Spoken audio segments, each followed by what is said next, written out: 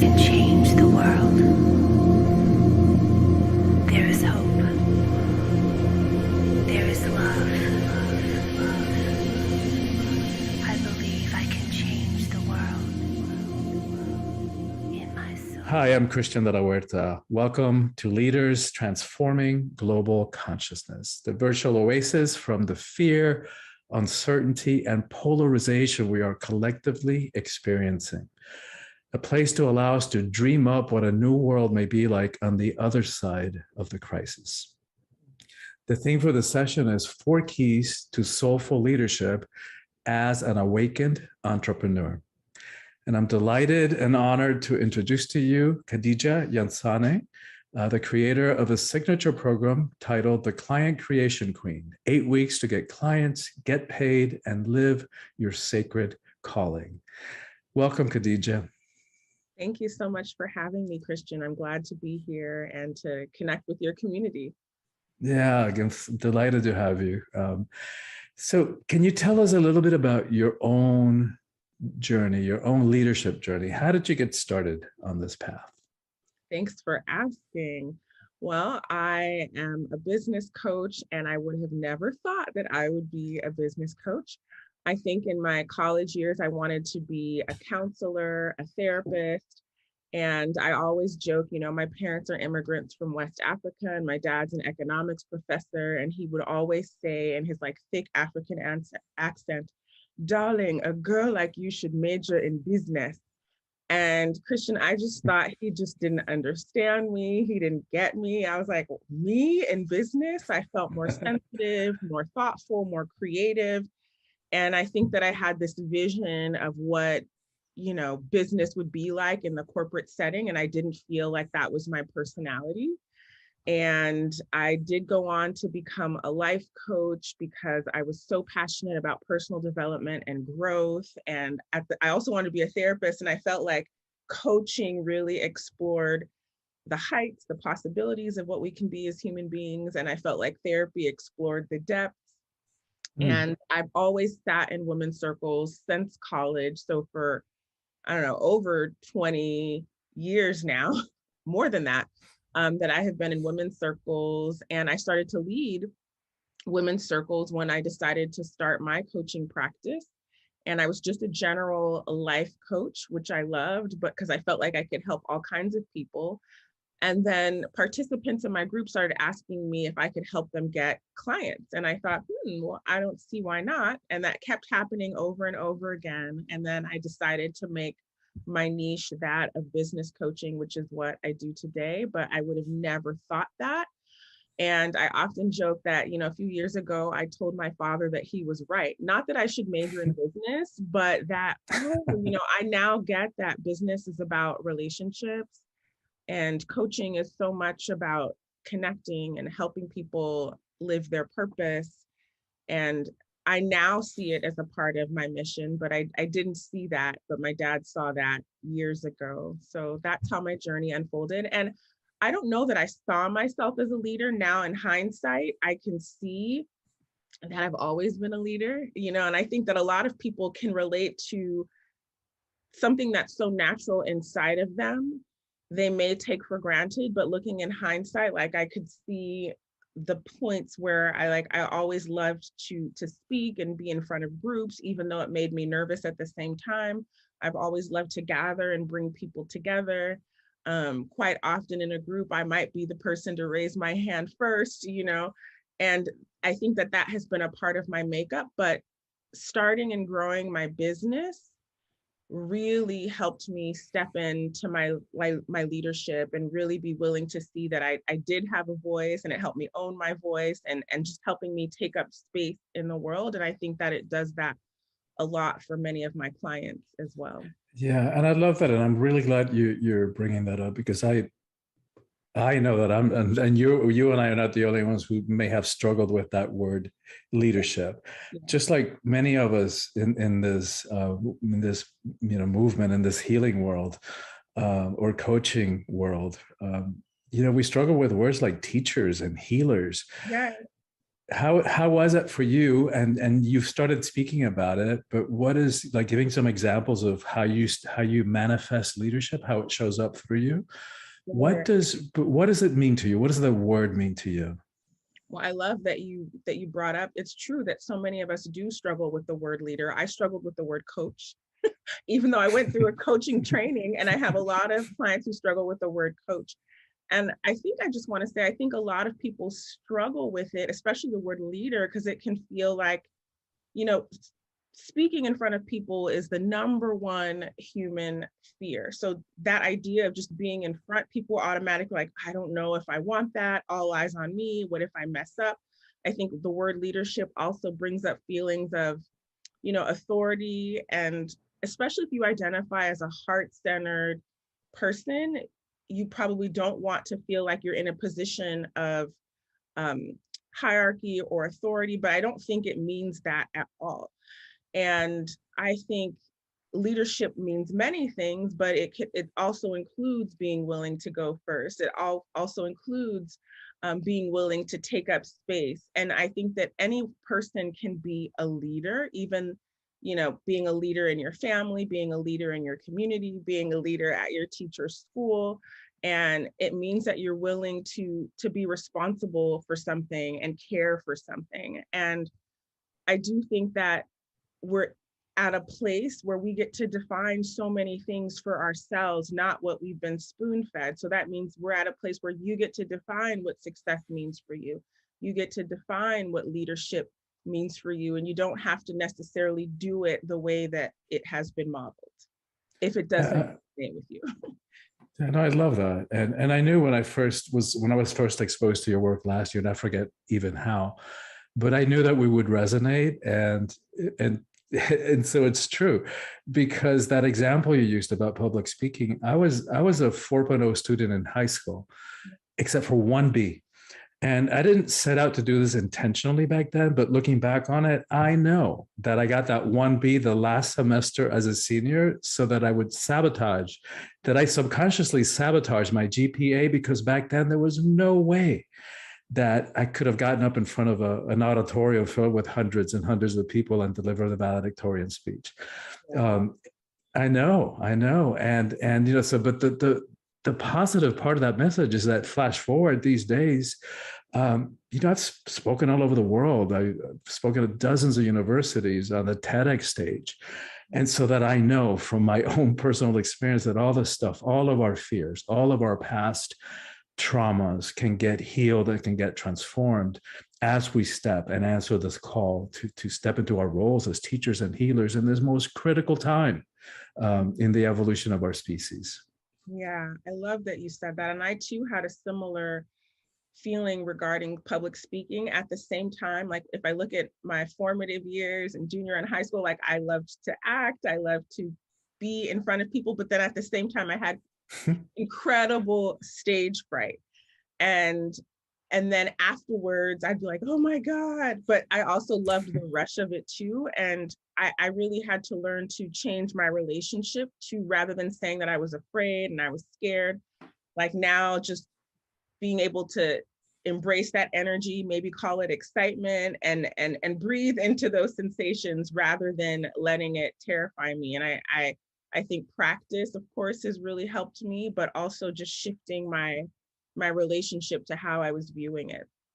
Yeah, I think you're right on, because in the body, the energy of fear is very, very similar to the energy of excitement or anticipation. So sometimes that's all it takes for us to flip that switch and reframe what our bodily experience is like. So there's a lot of wisdom and practical wisdom in what you said.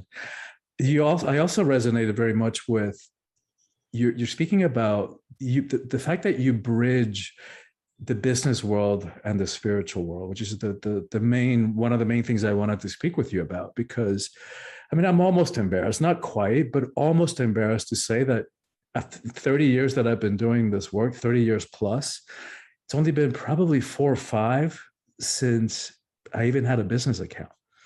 Like I've been very mission driven. Like that's what drives me, and I will continue to hold my work as a mission. But a few years ago, I realized that yes, it will continue to be a mission, but in not treating it as a business, I was actually doing the work a disservice. Mm. And so, I mean, so now I don't know, I've got business coach, I've got my business accounts, attorneys, and CPAs as I need them, because I was running everything through my personal banking account. Yeah.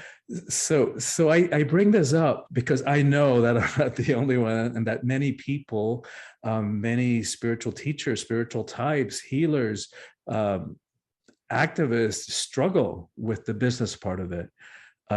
So would you talk about what it means to you to be a spiritual entrepreneur? Yes. Well, I love that you brought that up, Christian, because I can completely relate. I had everything merged, and I would file my taxes as sole proprietor. And I actually worked with a coach. I've worked with many coaches and still work with coaches, but that was one of the benefits that I got from her, was like setting up my LLC, making sure everything was separate. I had my business account, got my business credit card, all of that stuff. And it's interesting, as a spiritual entrepreneur, and a lot of people that I work with, I don't think that for many of them, not all, for many of them, that part of it doesn't come naturally. And I don't think it came naturally to me. And the reason why I believe that growing our business is a spiritual journey, because as soon as you begin to put yourself out there and share your voice, all of your stuff comes up. Like, am I good enough? Is anyone going to buy this? Who am I to do this? And I feel like it's such a ripe opportunity to actually ask yourself those deeper questions. Like, if I post something and no one likes or comments it, am I no longer valuable? Does who I am not matter anymore? And so I feel like there's this alchemy that gets to happen. And not only that, you get to really serve and show up for what, if you believe in God, universe, whatever you call it, like, you get to show up for your purpose, for that deeper calling that's inside of you. So on one level, all the shadow parts have the opportunity to heal if you so choose, like all the places where um, maybe you feel blind, or you want to stick your head in the sand around money, and it'll just work out, to like becoming a responsible adult. And like you said, creating that container um, where you're really taking your business seriously. But then you also get to really like show up and serve and express what's in your heart that was given to you, whether you believe in before birth, at birth, what have you, but you really get to show up and and and do what you feel like is your calling and purpose. And so Yes. it's a huge ripe opportunity, I think. Yeah, no, I agree. And I'm reminded, as I was reminded as you were speaking, that, there's a Sufi quote that I love, which is, trust in Allah, but tie your camel. And so that was part of my realization. It's like, I'm really established, and it didn't come easy, but my relationship with money is very, it's like, I'm established in trust. Like, even, and I survived that test of last year, where my, during the pandemic, my income went from, went to zero basically. And I went from 100,000 miles on an airplane, flying here to do retreats and taking a group there, speaking engagements. I went from 100,000 miles on a plane to zero. And not once did I go into fear or doubt. And I also realized on my journey of in professional development, and balancing the spiritual part of it, that I needed to tie my camel in this area of finances. Oh my God, that's I love that quote. And I love that image of, it's interesting because as spiritual entrepreneurs, I think like a lot of people, and I include myself in that, it's like the meditation, the vision boards, the affirmation, the I don't want to say leave this planet, but like living in the higher realms can feel um so ecstatic, and like that's what you want to do. And but also, you like, we're humans, we're on, like, we incarnated on this plane, and so being able to have like our feet on the ground, and at the same time um feel our higher connection. So that's just such a beautiful image that I feel like is imprinted on my mind, and heart as well with the camel. Beautiful. Yeah, I love that too. It really speaks to me. So let's go back to the theme of the interview, of your presentation. What are the 4 keys to conscious leadership, to awakened leadership? Hmm. Well, I would say is the first key is to define leadership for yourself. Like, what does leadership, and I feel called to add success in that too, but like, what does leadership mean to you? Not what you imagine. So like when I was sharing earlier that my father saw me doing business and I just had this image that wasn't even true. I'm not even sure where I got it from of what I thought business was, and that it didn't look like me. Later to find out like, oh, I can bring all of me. So the first one is to define leadership for yourself. And are there people that you admire, that you look up to, that you see? Like part of what's fearful around leadership, for some people it's the responsibility, for some people it's, what if they get haters or they're afraid of harm. And I do feel like there's some real, I don't know, some wounding there around Mm-hmm. leadership for a lot of people, but like defining it for yourself, I would say would be the first key. And the second key really, really, really is that you get to bring all of you to the table, which I think is so different. I think we've grown up so compartmentalized. Well, this is your work, this is your family, this is your hobby. And like now we get to bring all of who we are to the table, which I think is something that's so attractive. While so many people are interested to entrepreneurship, is that they get to bring all of themselves to it. So whether that's your mom, you're an artist. I was talking to a client recently, she's an educational consultant. She really helps people around math in schools, but she's also a singer. She's also a Zumba instructor. And so she incorporates all of these things into her work. And I was sharing with Christian before the interview that like my children have been homesick and we had to reschedule. And so it's like, I'm a mom too, like how do we bring all of us to our work? I would say that the third key really is about empowering others. I think the old model of leadership is that like the word dictator is coming to mind, where it's just like you're looking towards one person and they're all knowing and you know less. Whereas now it's about really empowering others to tap into their innate gifts so they can influence the people in their world, their communities, and the world at large. And that's really, my work as a coach really is to help people come back to themselves. So I would say the third key is really leadership. It's a co-creative dance, and it's also about empowering whoever you're helping, whoever you're supported, to go on without you and let them have that ripple effect out into the world. And I would say that the fourth key around leadership is like, what's the legacy that you want to leave? What's the impact? And I know sometimes legacy can feel like a big word, but we all are leaving a legacy, whether it's intentional or unintentional. And what makes you an awakened entrepreneur or thought leader is that you're putting a lot of thought and intention into what legacy you want to leave. And that might be in the form of a book. Like I'm seeing Christian's book in the back of him, so it's like when he's no longer here for years and years and years to come, people will be able to pick up that book and feel moved by your words. Maybe it's a program, maybe it's a foundation. I'm not sure what it is for you, but just beginning to ask yourself those deeper questions of like, what legacy, what impact do I want my work to have,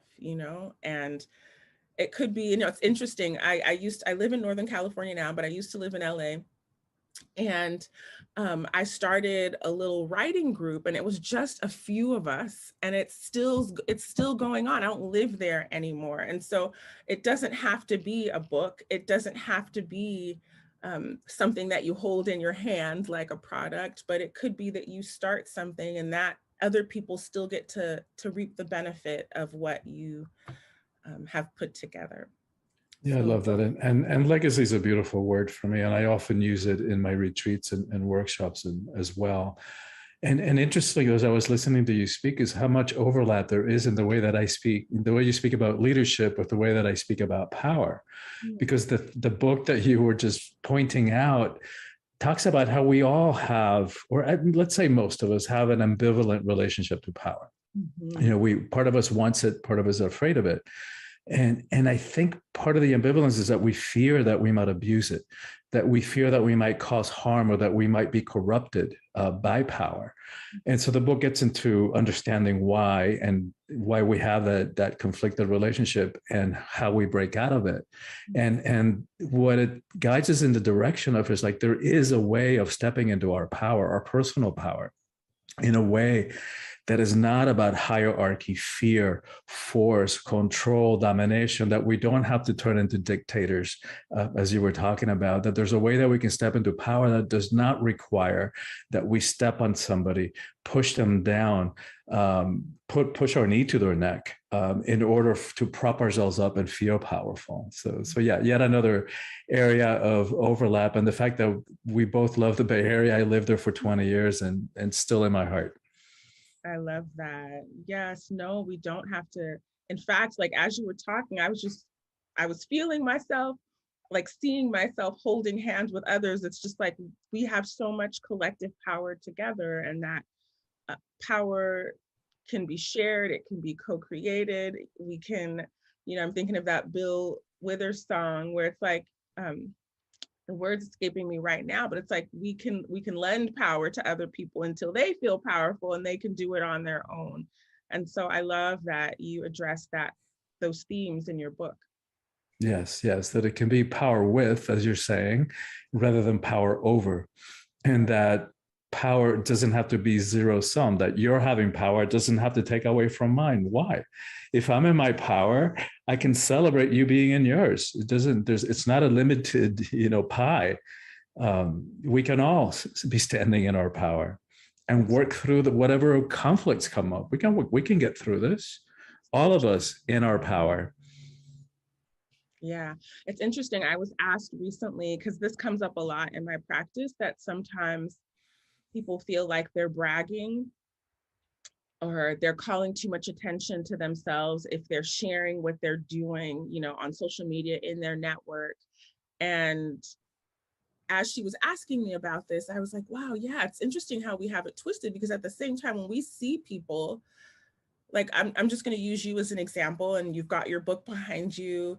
It's like, wow, like you wrote this book that could, like you being in your power is inspiring other people to awaken to their power and to being in their power. Are you creating this summit? It's just like, wow, if he created this interview series, is bringing all these international people together, maybe I can do it. And yes, power can be the other way, like sometimes people can be intimidated by that and be like, oh, you wrote a book, you've interviewed these many people, I could never do something like that. And so it's just really, like I said, it's like we really have the opportunity, like we can be empowered by seeing what other people are doing. We can also be disempowered by seeing, but I imagine that if you're here and you're watching this, you're using it as an excuse to be more in your power, to awaken to your power. Yeah, exactly. And by the way, that what drives all of what I do is that sense of mission that we were talking about before. So that I'm not apologetic about, having that banner of the book behind me, because to me, it's not about ego. It's not about the fact that I wrote a book. To me, the book is the means to an end. The book is what helps me convey the message that's going to make a difference in real human lives. So, and the same thing applies to, to promotion. Is like, I'm naturally introverted. I didn't want to be in the public eye. I'm most comfortable by myself in nature. And so I know that what I do is service oriented, so when I put myself in like situations like, how am I going to get my message in today's society that we're so, like, our attention there's so much bombarding us, and we're living such an ADD society. like if we're going to fulfill our mission, we've got to get the message out there. So how do we do that? And that's part of the beauty of your business coaching, is that you help people not only to structure their mission and to put it into the framework of a business, of a viable business, but you also coach people to, all right, how do you get your message out there? How do you get followers? Yeah. Well, it's interesting because, we've been talking about leadership, and sometimes like I have some clients who identify as introverted. And so like just the whole idea that if you're a leader, you should be extroverted, right? Or like you have to have a certain type of personality. And I love hearing that you're an introvert and still you're doing what you're doing. And I feel like that's part of what I do in my work, is that no matter what personality you have, no matter, one of the things I work with is archetypes in my business. Like all of the archetypes can be successful. All of the archetypes can find a way to put themselves out there in a way that's authentic and meaningful for them. And so back to what we were talking about, like leadership having to look a certain way. Step one was you get to define what leadership means to you. In terms of my coaching business, like I support people to share in a way that feels authentic to them. Like, so some people don't want to be on video, but they prefer to have a podcast, or they really love to write. And so it's always coming back to who am I? What's the most authentic way that I want to share, and how can I get my message out there? I was going to say, unfortunately, it can appear, but it's not true, because you don't have to get sidetracked that way. It can appear as though you have to be a certain way and have a certain type of personality. But I have clients who are so different, and they still are able to get clients, get their message out there. I was just sharing the woman who, she's an educational consultant. She sings, she coaches. I have another client who really identifies, she's an accountant, she identifies as an introvert, and she loves to blog. So it's really coming back to the deeper work of like, who am I and how do I most want to share? How do I most want to connect with people? And asking yourself over the life of your business, because we might change and evolve, because you might feel good with one strategy now, and later on you may have feel like you've outgrown it, or it no longer expresses who you are today. Yeah, really, really good stuff that you just shared this, that we get to do this in a way that is a match with who we are. Just in the same way that we get to express leadership or step into our power in a way that is congruent with who we are. So as you work with spiritual entrepreneurs, and you've mentioned, you've alluded to a couple, but what kind of leadership challenges do you see in the clients that you work with? And how can you help them, for somebody who's spiritually based, how can you help them to step into that role, to lead from, call it their spiritual self, their authentic nature, their higher self, whatever you want to call it? Well, I think it always, we probably hear this a lot, but it's because it's true, is that starting with like, why is this work so important to you?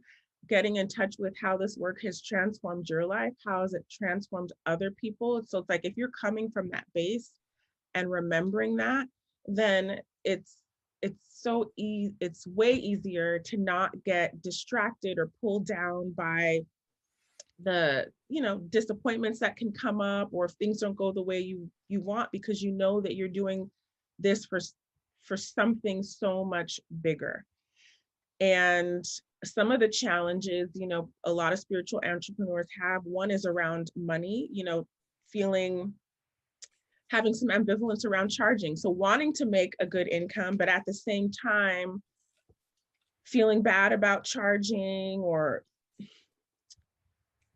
it's interesting because you want to make money, but then you feel bad about charging. And so being willing to see that it is spiritual to have that exchange.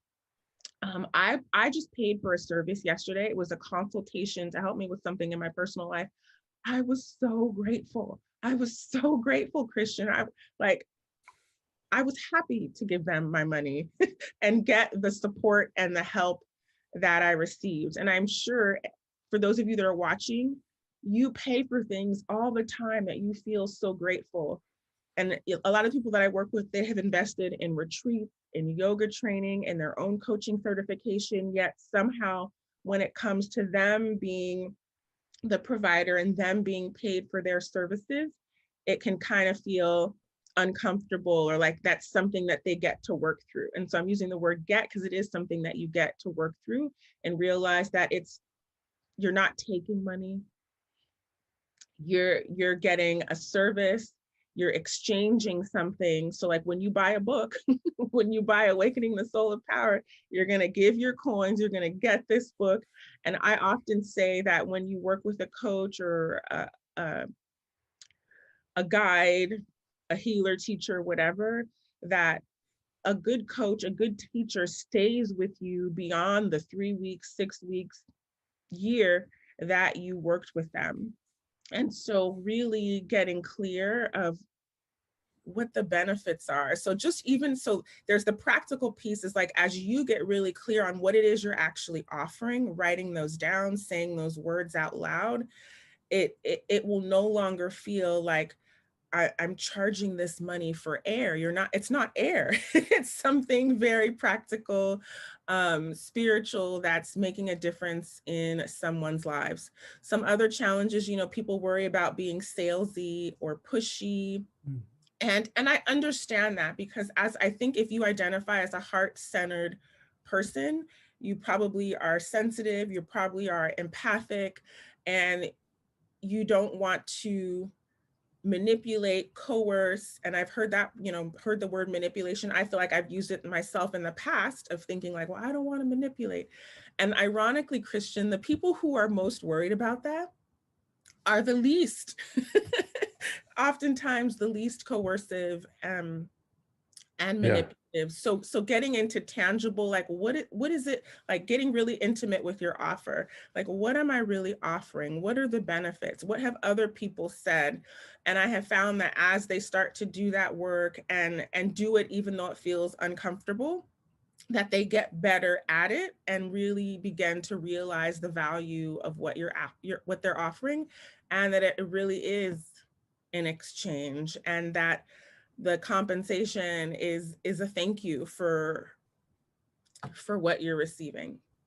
Yeah, and I love that you brought that up. And I struggled, and not I don't now, but in the beginning I struggled with charging for spiritual work, because that was the conditioning, that you don't charge for spiritual work. And then I realized, wait a minute, that's from a time where there was the priestess or the priest or the shaman or the medicine woman. They were taken care of by the village, by the community. And that's not the world in which we live today. We have we have bills to pay, and we got to put food on the table also.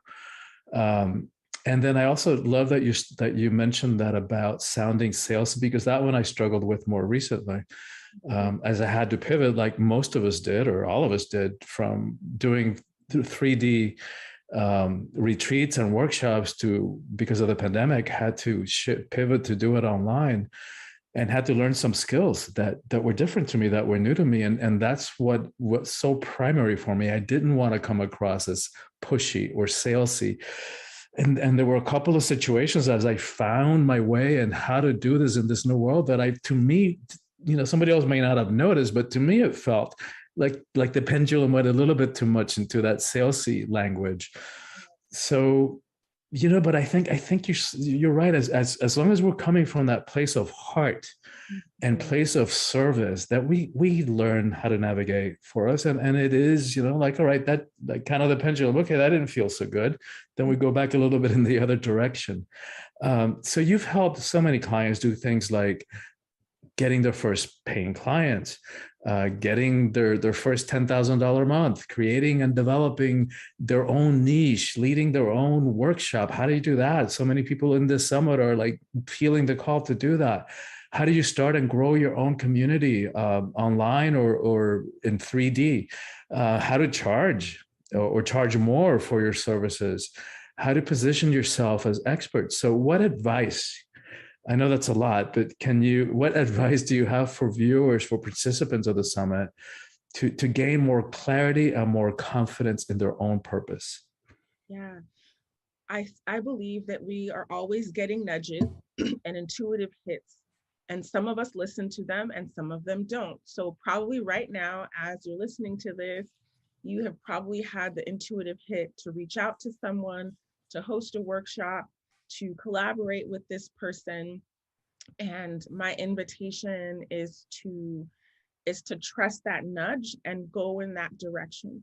Because once you go, like oftentimes people are trying to make decisions like in their head on this side of the equation versus once you engage with the process, once you engage with where you're feeling called to move, that's when you get more clarity and you get more confidence. And you're like, wow, I actually really love teaching. I didn't know I was going to love teaching so much. I should do that more. And it's going to inform your next steps. So the best advice I can give you is to actually listen to Mm. what your spirit's already been telling you, but maybe you have been reluctant or questioning or afraid to take action. And if you still feel afraid to take action on that nudge that you're hearing, then I would encourage you to get support, whether that is the support of a coach or, a community or a group. I feel like most people thrive when they're around others. And especially if you're feeling confused or trepidatious or feeling vulnerable about doing something, having that support is really going to empower you and embolden you to take the next step. And I would say that you're not watching this on accident. Like there's a reason that you said, hey, I want to awaken my soul power because there's something inside of you that really wants to come out. And I want to encourage you that now is the time to take, and it doesn't have to be perfect. It's okay to be messy because, like Christian was saying, we learn and grow. Like he said, the pendulum went all the way over there. And I was like, And this is like entrepreneurship is a messy process. Like you engage with it and you learn and you say, you know what? I don't think that's really me. This is more me. And so we get to test these boundaries Mm. and play. And I want to encourage you to have fun and move in the direction that lights you up, because when you do that, other people will see that, be drawn to you, and will want more of it. So more of you is what you want, and it's also what the world wants. Beautiful. You write and teach about elevating your leadership presence. Is that what you're talking about? What does that mean to you, elevating your leadership presence? Yeah. So elevating your leadership presence, I think first is, so oftentimes we're asking questions from our mind and trying to figure it out. And so if you come back into your heart, literally just placing your hand on your own body, your hands on your own body, taking a few breaths and asking, like, what would you have me do? Where would you have me go? Or whatever questions that are coming up for you. So that's you first being present with yourself before you're being present with your audience. And that is really going to help you come from a more embodied place. Like oftentimes in my classes or videos, I take a few moments to connect to my breath. It also helps regulate my nervous system and helps me like eliminate all the external voices. Like I'm always doing my best. I'm not doing it perfectly, to come from here, to come from my own heart. And when you come from your heart, you're going to feel your own presence. You're going to feel connected to source, and other people are going to feel, you're going to feel connected to your audience, even though you don't see them. So I don't even see you right now, but I feel you. I'm feeling the container. I've never met Christian in person, but I like feel his energy. And so you're just going to keep coming from an open heart. Like, okay, I made that mistake. That didn't feel right. I get to pivot. I get to change. This is a growth process for me. Mm. Mm. Beautiful. And speaking about growth, I know that you also write about and teach about visibility, being critical to the growth of our mission, of our business, of the growth of our ability to generate income. So talk about that. And from your personal perspective too, that in your own personal journey, you went from being terrified of being online with zero social media presence, not even a Facebook profile, to having launched over 100 videos with more than 100,000 views on 4 social media platforms. So talk about that, and how do we overcome the fear of being visible? One step at a time, one step at a time. I think one step, what the first thing is to realize that it's earlier in this conversation, I said that public speaking is the number one fear. And I think that's about being visible, is about having people see you. And so I would start in places that it feels safe to be seen. And that might, visibility first might even just start with you in your own journal and saying, I want to create something and I want to put it out there and I'm terrified. And maybe you just are visible with your friend. I became visible. I started doing circles, and I always had a friend attend with me. And so if no one came, and people did come, I was just like, okay, I know my best friend's here. I've had circles where I had my mom, so it's like, ask yourself, what do you need? So in the first, we already talked about, okay, what's the intuitive hit that you're getting? And then ask yourself, what support do I need to do this? Do I need to ask someone to come with me? Do I need to ask someone to hold my hand? Do I need to tell people to come? And so ask yourself what support you need to take that action, and then celebrate when you've actually taken the action. Like, wow, I did my first Facebook Live, or I hosted my first retreat. Celebrate all that it took to do that. And you are going to build so much confidence. Like, just you following through on an idea is incredibly confidence building. So in terms of visibility, like the more visible, like people can't buy our books, they can't buy our programs, they can't be a part of what we're doing if we don't know. So it's our responsibility to show up and to share. The great thing is that you get to choose how you want to show up and share. And being visible is how you're saying, like, I'm worthy of taking up space. God, universe, source put me here for a reason, and I'm willing to share that reason step at a time. So you don't have to scare yourself, but show up in increments that feel doable and attainable for you. So powerful and so beautiful, and communicated from the heart. So you walk your talk. Khadija, thank you so much for your time and for sharing of yourself and your work and your passion with us. Any final words? And we'll have a link connecting people to your website. And any final words, any final thoughts? Yes, thank you so much, Christian, for inviting me. I can feel this container that you have created for this amazing series. And for those of you that are watching, that you're watching for a reason. And oh my gosh, you have so much to give. And I believe that you owe it to not only yourself, and I don't mean owe it as in guilt and shame, but like, oh my God, you owe it to yourself to explore, to express, to reveal all the beauty that's inside of you. And you get to do it step by step. And I just know that it's going to expand and grow from there. Beautiful.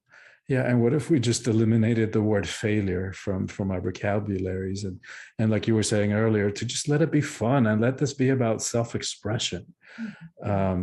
Thank you again so much for your time. And we'll also, did you want to say anything about the gift that you're offering to Summit participants to entice them and to thank them for getting on your email list? Yes, it is called The Ultimate Guide to Client Creation. And so if you're a coach, healer, guide, service-based entrepreneur, and you're looking to get more clients in a way that feels aligned and authentic to you, you are going to get a lot of value from this guide. And I cover the 4 M's, which I'm excited to share with you, to client creation in that. Thank you. Thanks again, Khadija. And I'll let you know when I visit the Bay Area, and look forward to connecting in 3D once we're able to do that. Thank you. Likewise, thank you. Breaking the dark, piercing the night. made to shine. Bring the world a radiant light.